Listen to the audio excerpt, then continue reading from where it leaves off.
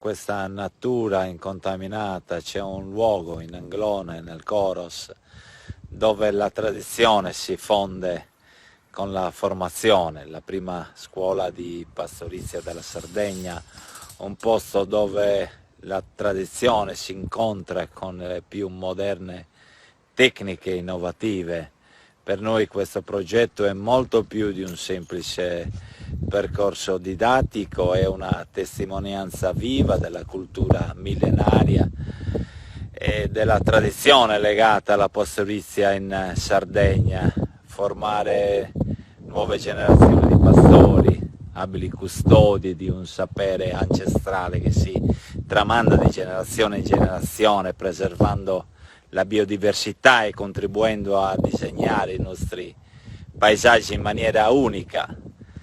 La Sardegna è una terra ricca di storia, di tradizioni, e la pastorizia è un pilastro fondamentale. I pascoli sono stati teatro di storie, di incontri, di racconti, di leggende.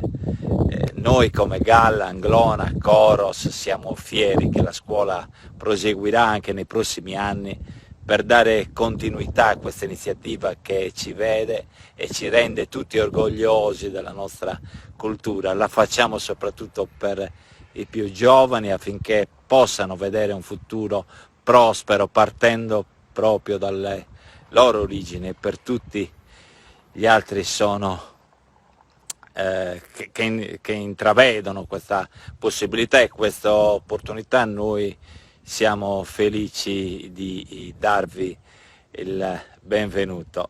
Un saluto a tutti, buona giornata.